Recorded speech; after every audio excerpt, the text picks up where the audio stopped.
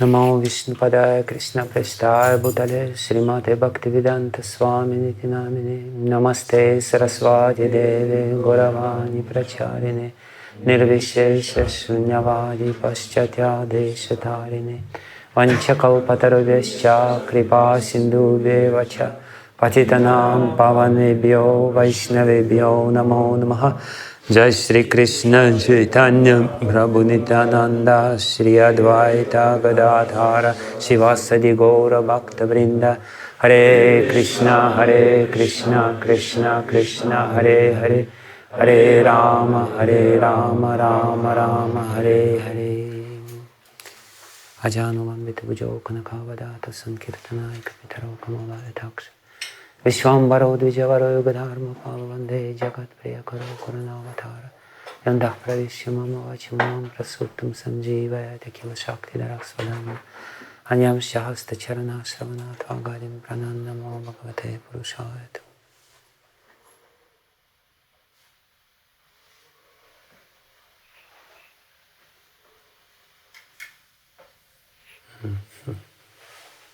Hare Krishna.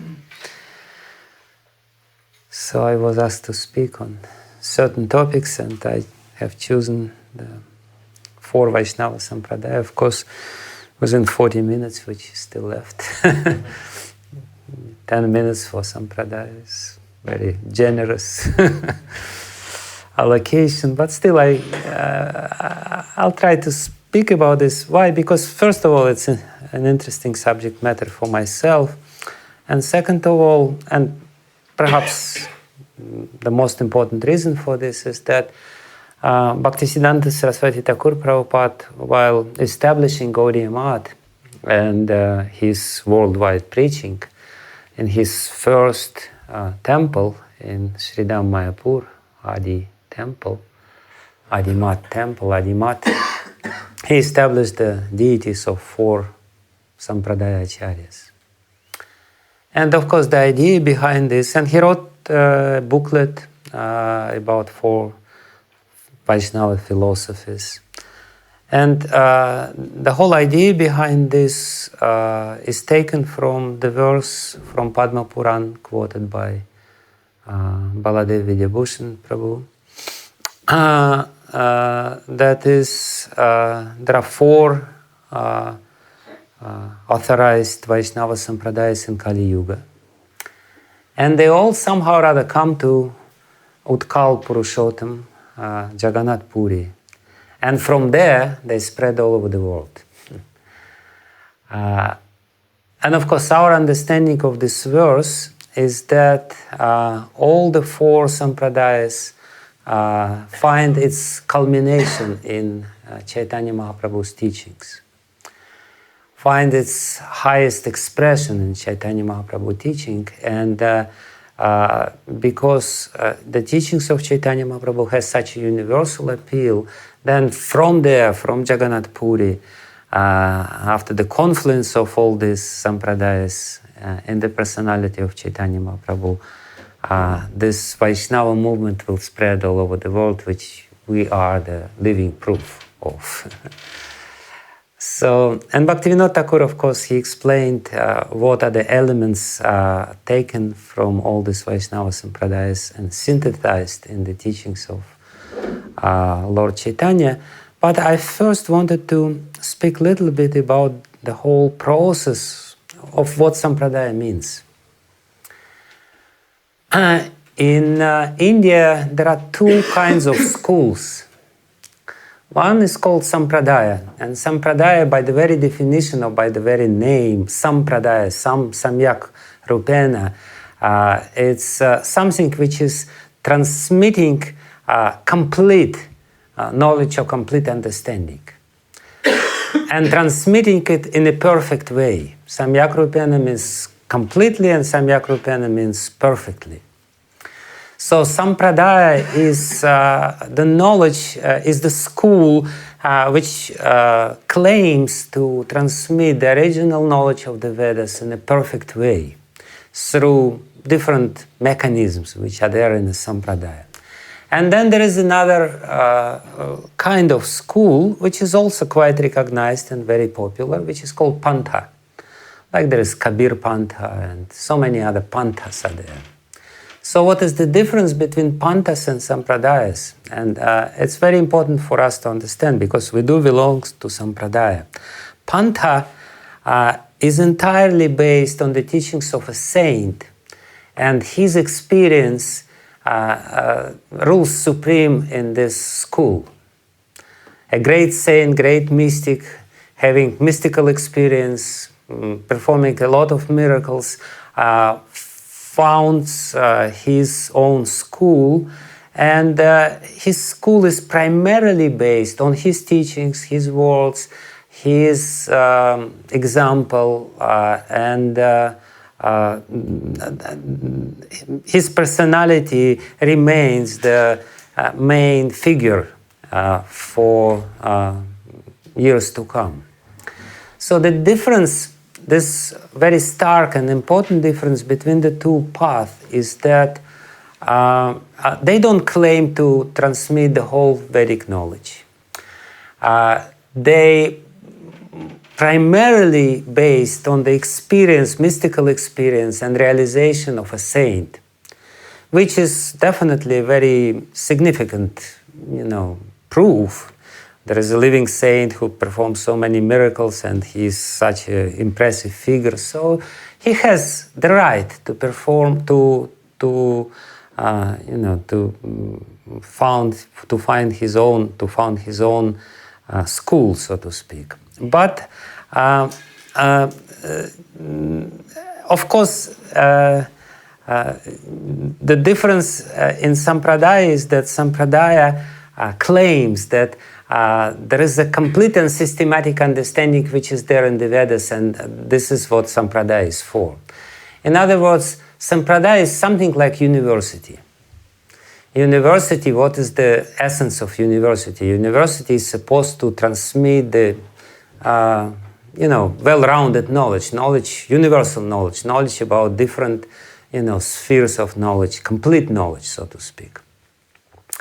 And Pantha doesn't claim this. Pantha is satisfied with that, we're happy if we get that much knowledge which our founder realized himself, that's fine. It's not bad, there's nothing bad. But definitely Sampradaya is a more safe way, so to speak, because it has to be firmly based on teachings of the Vedas.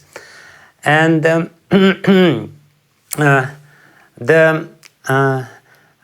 first Sampradaya as such in Kali Yuga was founded by Shankaracharya. And Shankaracharya himself, he delineated the process of how Sampradaya can become a Sampradaya. What is necessary for a school or for a teaching of a saint to become Sampradaya. Originates this system that Sampradaya has to write commentaries on Shruti, Smriti, and Nyaya. Shruti means Upanishads, primarily 10 or 11 or sometimes 12 Vedic Upanishads. Smriti means Bhagavad Gita and Vishnu Sahasranam. It has to be there. And Nyaya means Vedanta Sutra, which logically explains the teachings of the Vedas and especially Upanishads. And Shankaracharya himself, of course, did this. He wrote commentary on Bhagavad Gita, on Vishnu Sahasranam, on Vedanta Sutra, Shariraka Bhashya, and on all the 11 Upanishads. So, and before that, those Sampradayas who were before that, they didn't do this. So it's something like the process of licensing, for educational institution to be licensed as a university, they have to, perform certain conditions. So this is the condition for a Sampradaya to become Sampradaya. Only when this round knowledge, universal knowledge regarding all the branches of Vedic knowledge is there, contained in the Sampradaya, and the explanation is there, then only Sampradaya becomes Sampradaya.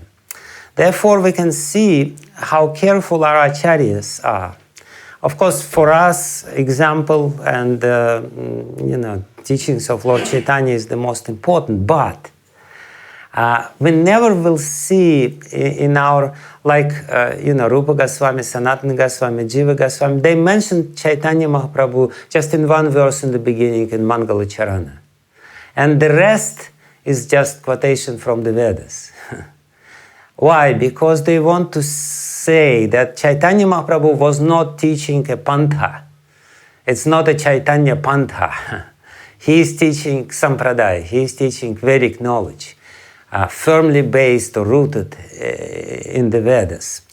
So that's the difference. And therefore, even though the personality and example and experience of Lord Chaitanya is extremely important, and in fact his teaching is the interpretation of his own experience, as usually is. But for us, the main praman is Veda, is Shastra, is Shruti. And the same is for other sampradayas. And as I said, Bhaktivinoda Thakur and Bhaktisiddhanta Saraswati, they firmly believed in it, in this sampradaya. So the sampradaya transmits the knowledge, no doubt about it, but besides the knowledge, sampradaya transmits the mode of worship. It's very important how you worship the Supreme Lord, in which mood you worship. And sampradaya, of course, transmits bhava, which is most important, because knowledge, theoretical knowledge, is just a shell. It's just a logical structure, but the essence of this logical structure or whatever. So there is knowledge, there is practice, which is systematically being taught by a sampradaya.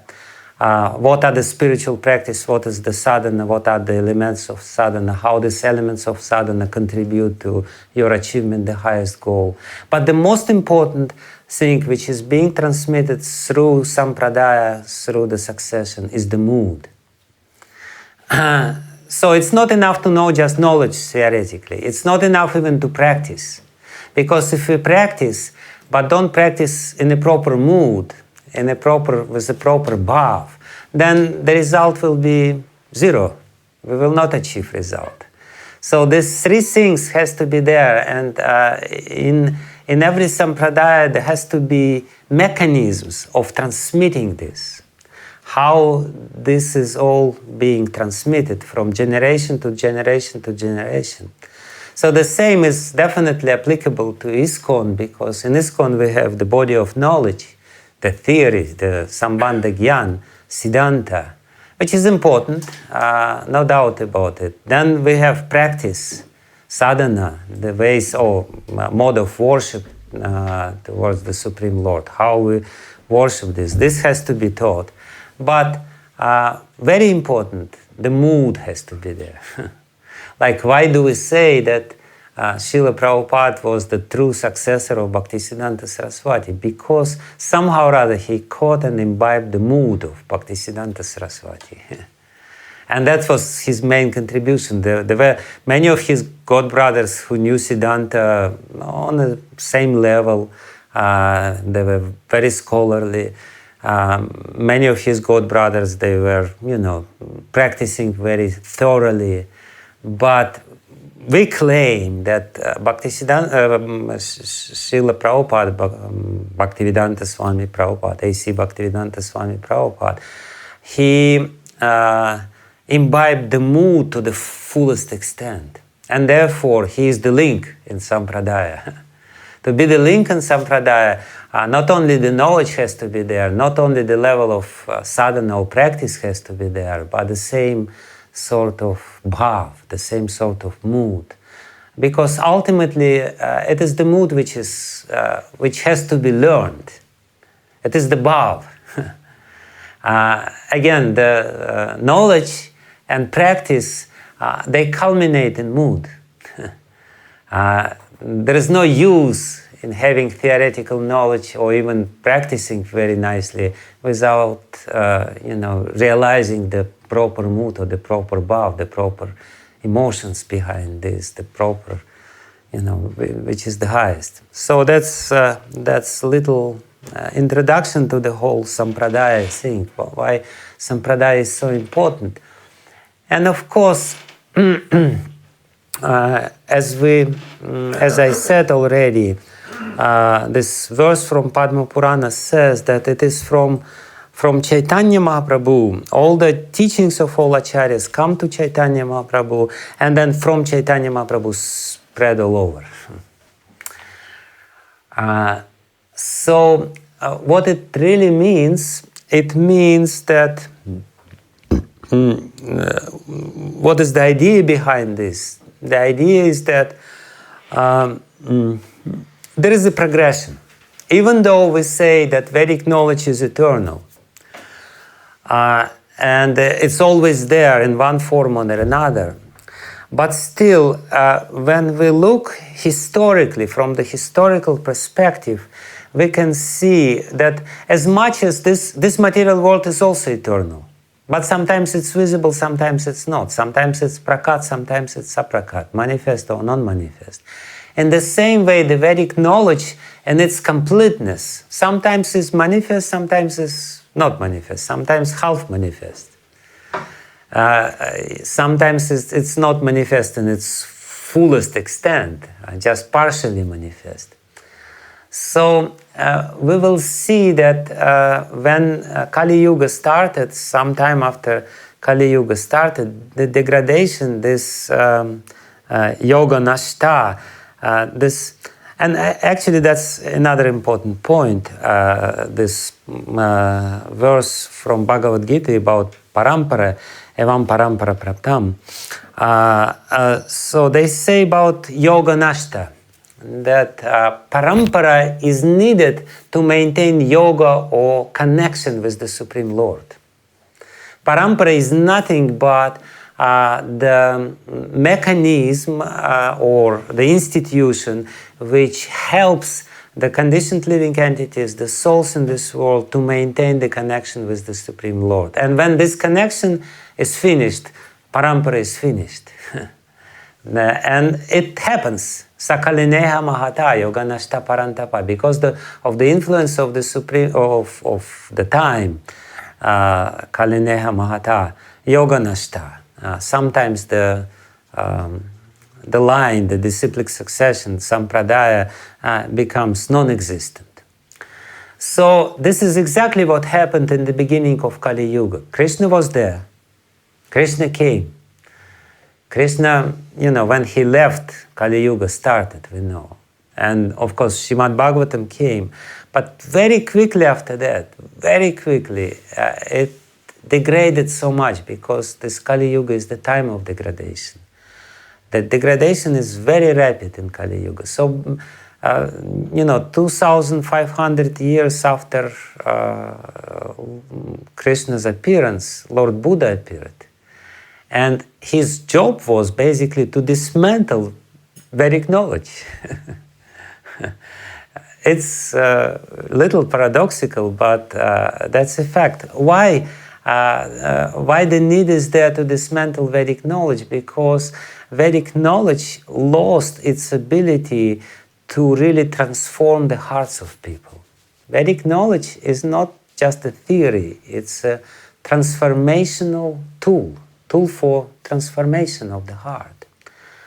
And when it's abused and misused, it loses its potency to transform the hearts of people. And then it serves as a tool to exploit others. This is actually a very, very important and pregnant point, because very easily, even ISKCON, and we can see it's just happening in front of our eyes, and sometimes it's happening within our heart. When we turn the spiritual knowledge which we receive into the instrument of exploitation, exploiting the resources of this material matter, exploiting other people, and so on and so forth. This is, unfortunately, this is what it means, yoga nashta. When the knowledge, instead of connecting people with Krishna and giving them the spiritual realization and knowledge, becomes the instrument of exploitation. getting resources, extracting resources from people. Unfortunately, it's a reality. It's the reality of this material world. It happens, and it's actually our duty to observe it very closely within our heart and outside, and try to resist to these tendencies which are there. So this is exactly what happened 2,500 years after Lord Krishna. The knowledge was lost in the sense that it completely was turned into something different. Instead of the tool for elevating people, it became the tool for exploiting people, for actually pushing them down and more into this pool of material energy. Therefore, Lord Buddha himself comes and says, this is all nonsense, just stop it. And he preaches this religion of compassion. Still to this day, Buddhism is famous for this preaching of compassion. Of course, they have their own understanding of what compassion means, but still, nevertheless. But then, still, the need to restore the knowledge is there. It's very much important, again, to restore the knowledge. Lord Buddha basically made this Vedic knowledge zero. He preached this Shunyavada. Shunyavada means zero philosophy. So he kind of pushed the delete button to the Vedic knowledge and said, zero, no, it doesn't work anymore. But of course, then gradually it has to be rebuilt in its entirety. And this is exactly what Sampradaya Acharyas did, coming one after another and gradually restoring the Vedic knowledge. And the first of all Sampradaya Acharyas was Vishnu Swami, who came just 300 years after Lord Buddha. Of course, even before him, immediately after the beginning of Kali Yuga, Alvars, who were the predecessors of Ramanujacharya in Sri Sampradaya, came. But Alvars didn't teach Sampradaya, therefore they are not called Acharyas. They had this mystical experience, and they expressed this mystical experience in their songs and poetry and everything else. And yes. So are they Panthas? No, they are not Panthas. They are predecessors of Ramanuja. Ramanuja founded Sampradaya, so they are like like Chaitanya Mahaprabhu was listening the songs of Chandidas and Vidyapati and Jayadev Goswami, and we don't know exactly Sampradaya of them, but we definitely accept their realization. But they don't belong to a particular Sampradaya. Nevertheless, they their writings constitute some foundation for our Sampradayas because it's reflected there. Yes? Well, you know that, but we're always taught that, when we learn the knowledge, we should make sure it belongs to a particular Sampradaya, then we know that it's bona fide, we're learning from the right source. So those devotees from the olden days, when they take in the knowledge of the Alvars and they're not part of a Sampradaya, how do they justify that they're bona fide or not? Well, see, in any case, Vedas are called Shabda, and Shabda means revelation. Shabda means revealed knowledge. So, even the Vedas or Upanishads, they are revealed. We say they are eternal, but at the same time we say that they came here in this world through a particular sage.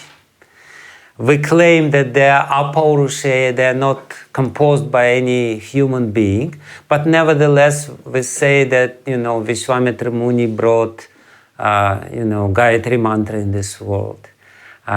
So the same mechanism is applicable here. The great sages or great saints, through their sadhana and through their purity of the heart, the knowledge is revealed within their heart. And then Acharya comes, and Acharya says, this is bona fide.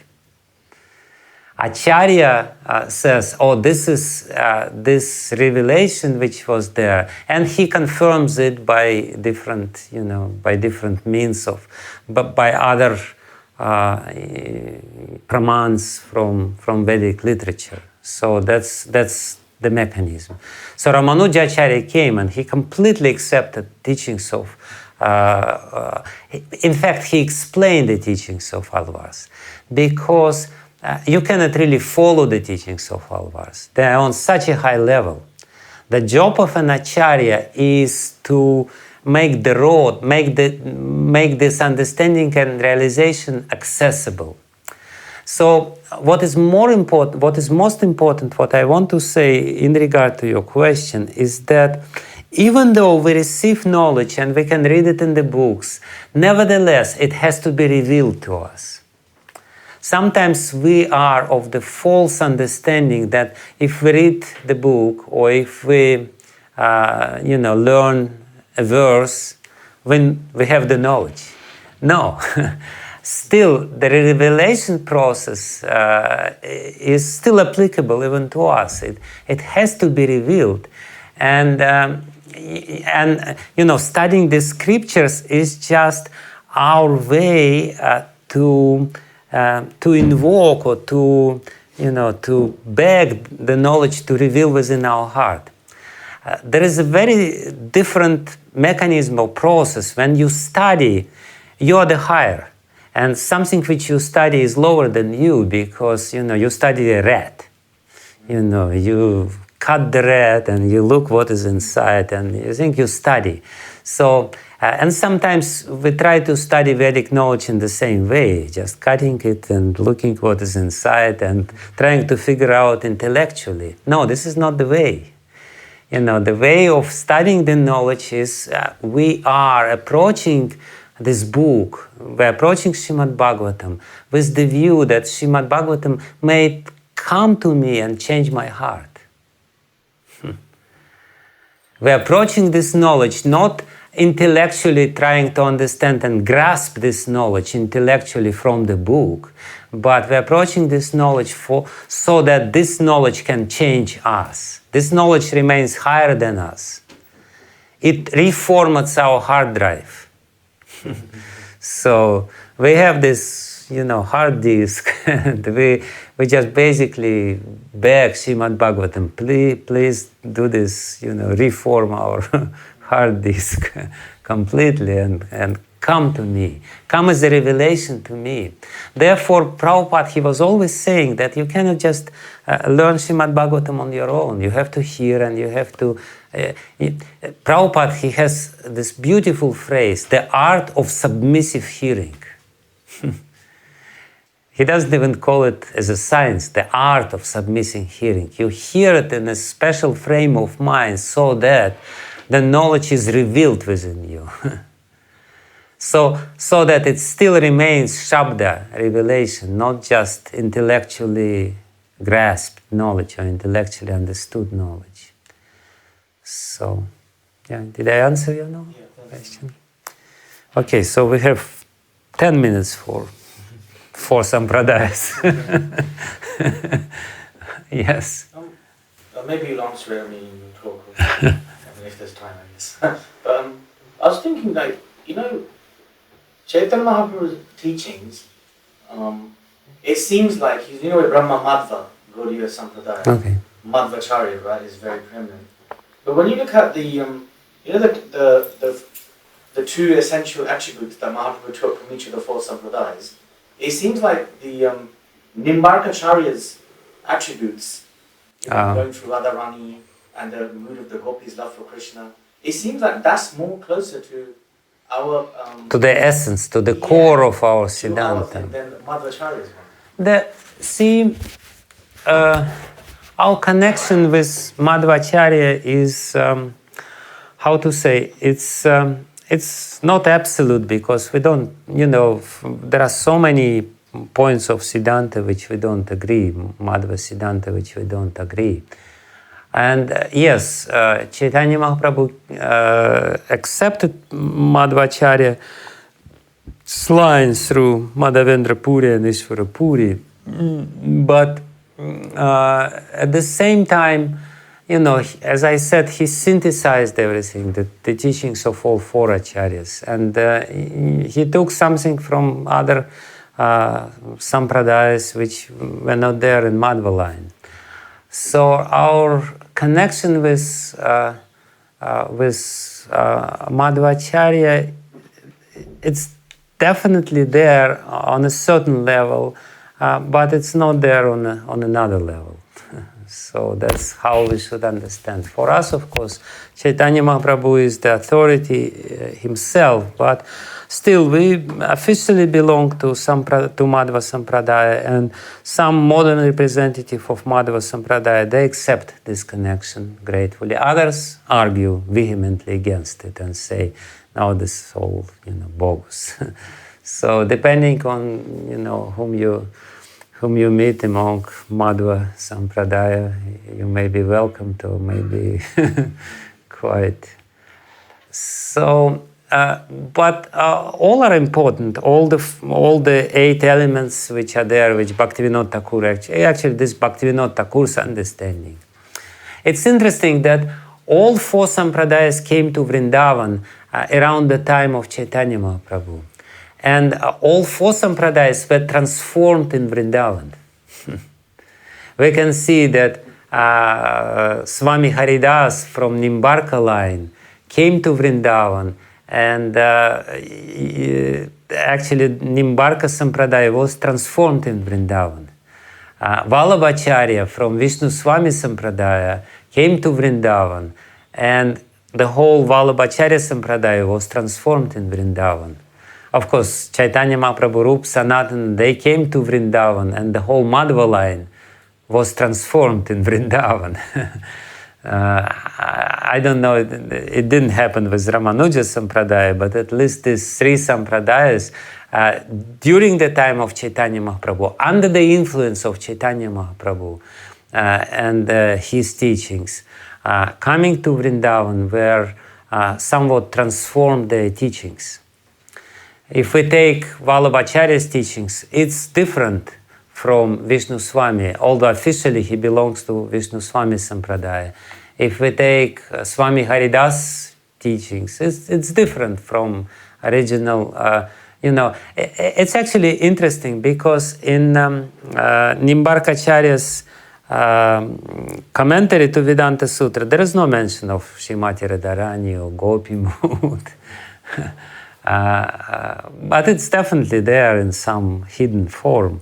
But what happened under the influence of Chaitanya Mahaprabhu, all of them came to Vrindavan, and all of them were very much influenced by Vrindavan, mood of Vrindavan, and by this spontaneous devotion which is there in Vrindavan. Okay, yeah. Maharaj, Madhva's teaching is Sudadvaita, and Ramanuja's was Vishishtadvaita. Yeah. Can you just mention what's the difference between those 2?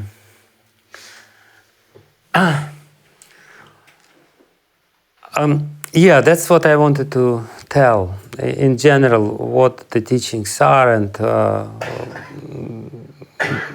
yeah. Okay. So let me go a little back.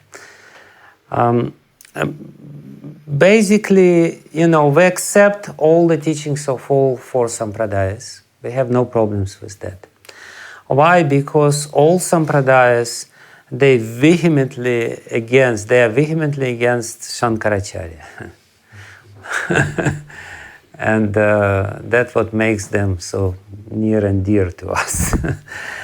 Because Shankaracharya's teaching of this Kevala Advaita Vada is depriving living entity the possibility of service, or denigrating service to just some imagination. You may serve the deity, but ultimately you are God.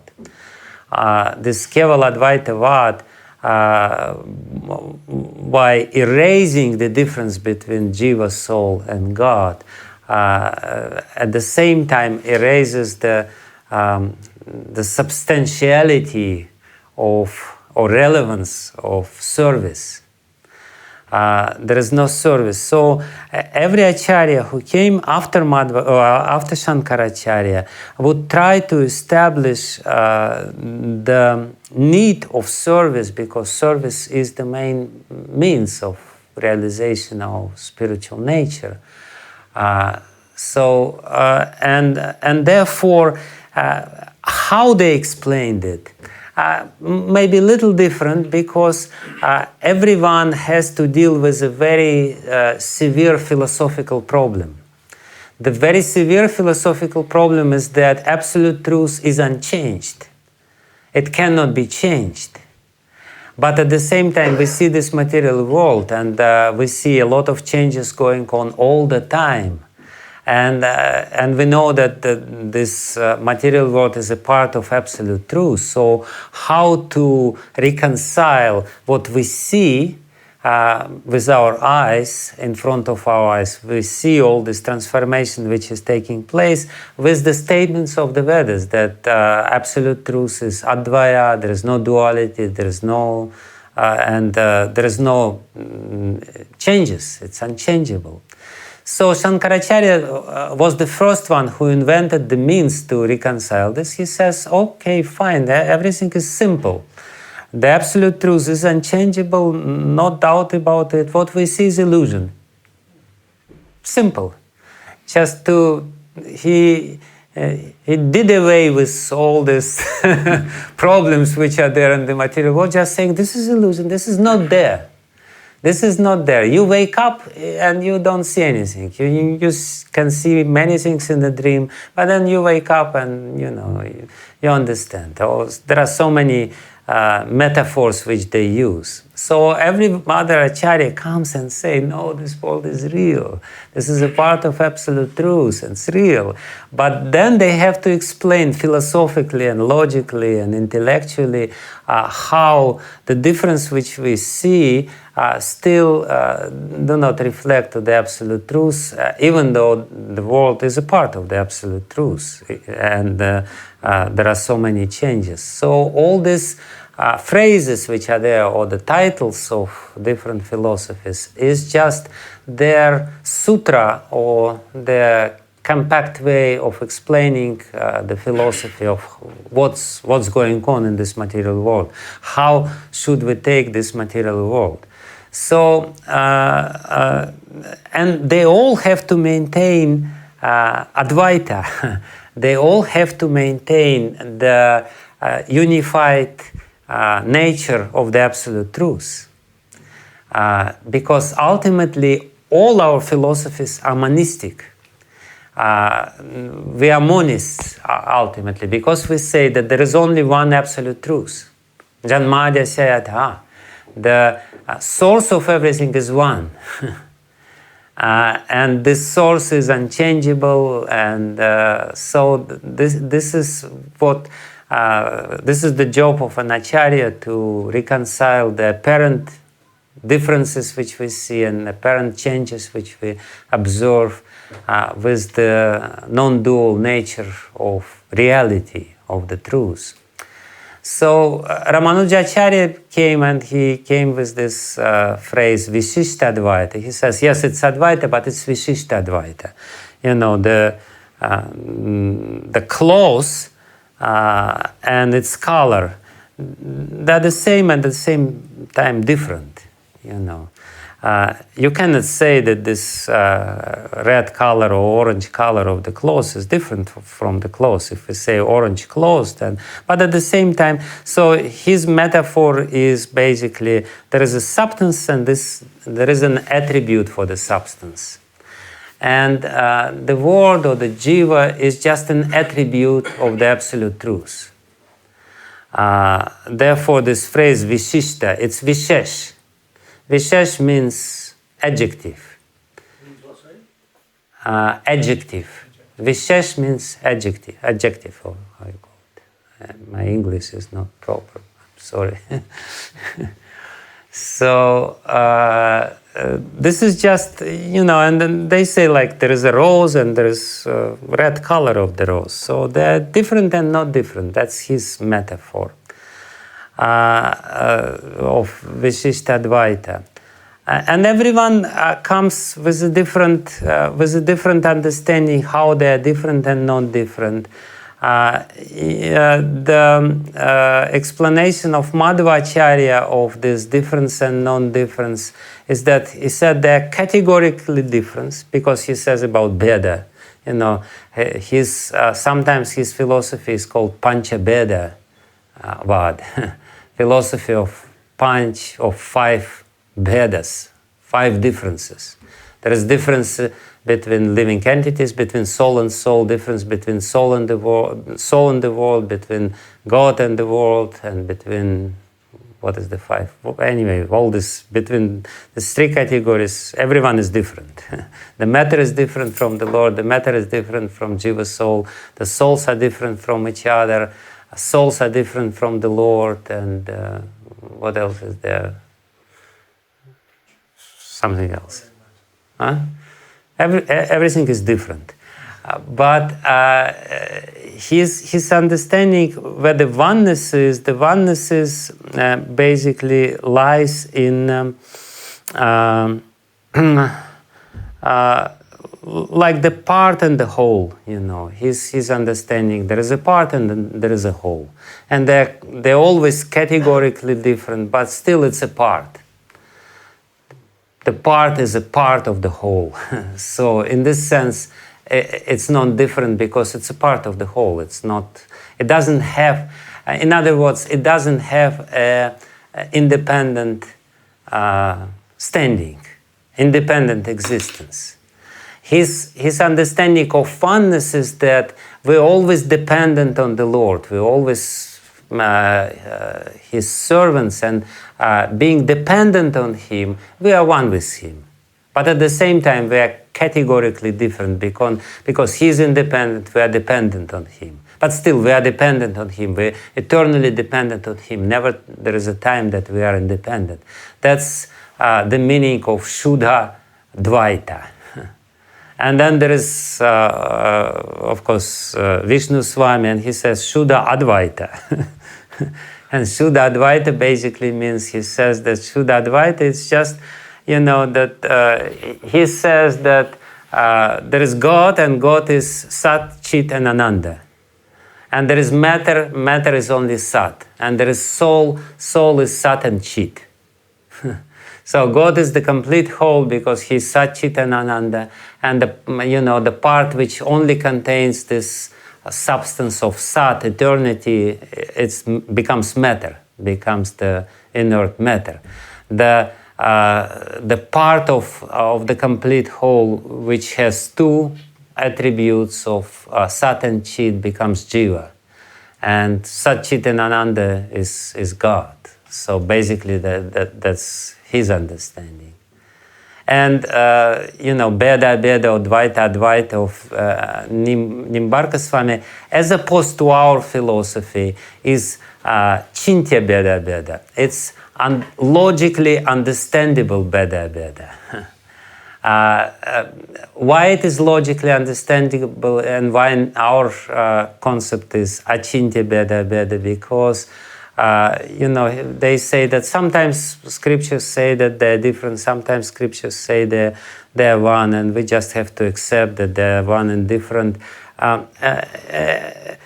depending on the point of view. They're trying, in other words, they're trying logically explain this difference and non-difference. When we say we cannot really completely, only logically understand this oneness and difference, we have to accept that oneness and difference on the basis of scriptures. Basically, that's what it is. This is in brief 4 sampradayas, and my time is over. So, but I can speak more. But if you have some questions, yeah. Maharaj, when Shankaracharya had to nullify the Vedas, but why did he choose to write a commentary on the Smriti and the Shruti? No. Buddha wanted to nullify the Vedas. Shankaracharya came and said, Vedas are correct. And therefore he based his whole philosophy in the Vedic literature, in the Vedic teachings. But because everyone was so much influenced under Buddhism, so he kind of preached something which is familiar to people. Because, he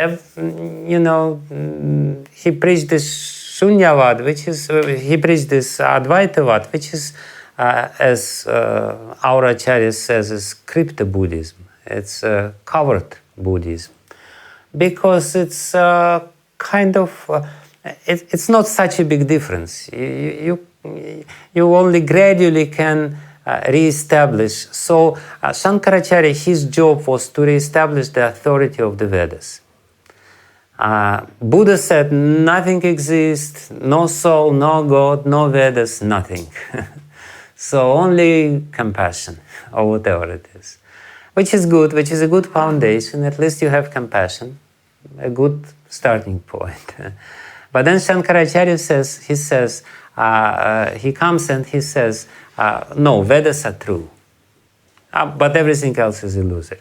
The world is illusory, Jiva is illusory, God is illusory, but at least Vedas are true. Therefore we say that he is astic, he is theist, even though he basically preaches atheism.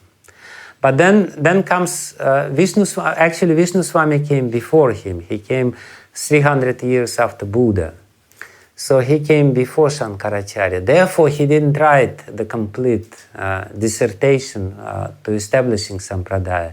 It's only Vallabhacharya who fulfilled this job, more or less, or some other acharyas after them.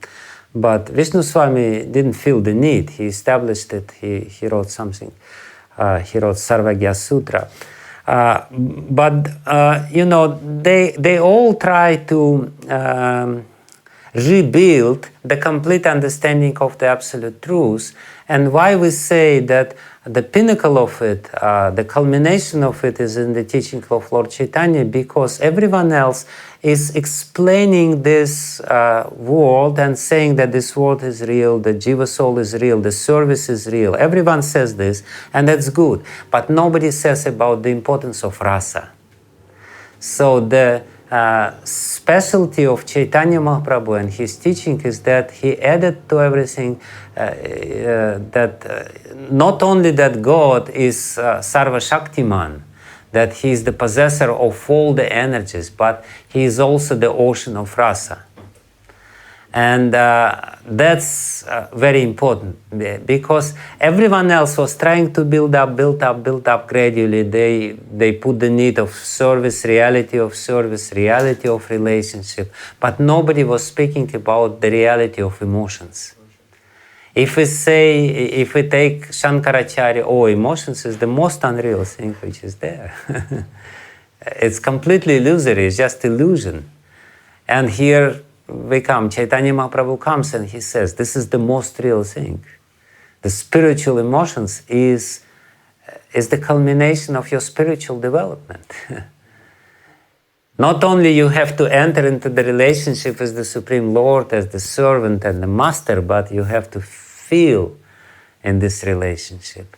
And in this way, your life is enhanced, your existence is enhanced, whereas everyone else. So that's the culmination, in the sense that the whole complete realm of our experience is explained by the teachings of Lord Chaitanya. Whereas if we take any other acharya, there is not complete explanation. Ultimately, there is something which is somewhat missing, and especially this emotional part. And therefore, Chaitanya Mahaprabhu, he accepted the revelations of Jayadev Goswami and Vidyapati and Bilva Mangal. Of course, Bilva Mangal Thakur, he's from Vishnu Swami Sampradaya. He came in Vishnu Swami Sampradaya. Yes. Maharaj, you quoted this verse, Yoga Nashta Parantapam. Yeah. Krishna is explaining in the Gita that he imparts the knowledge to Vivashvan, to Manu, to Ikshvaku, like that. So it seems like knowledge in the universe is descending in two ways. One is through like a genealogical seminal line, through like Raja Rishis to Praja, and then it goes down like that. And then you have these sampradayas which are more like a spiritual line, guru, disciple.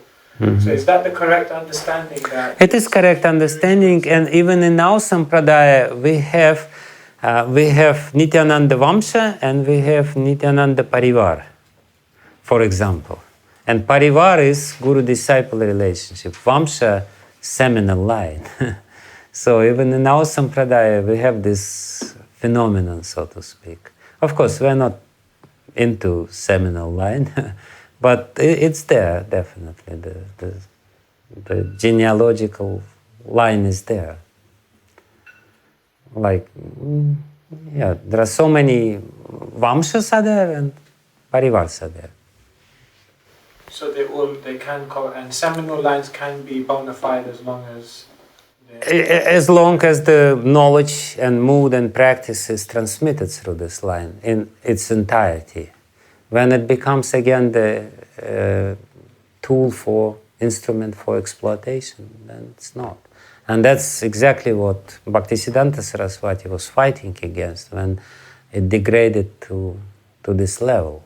And when, caste Goswamis, they would have their inherent, flock, followers. Their fathers would come to the village and the whole village would become their disciples, and then his son would come to the same village and, the sons of those disciples would become the disciples, and then it was basically his village, more or less, and he would come regularly to take some tax.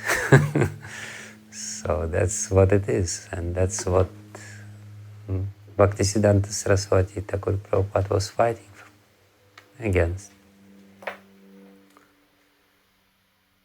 Okay, I guess that's it.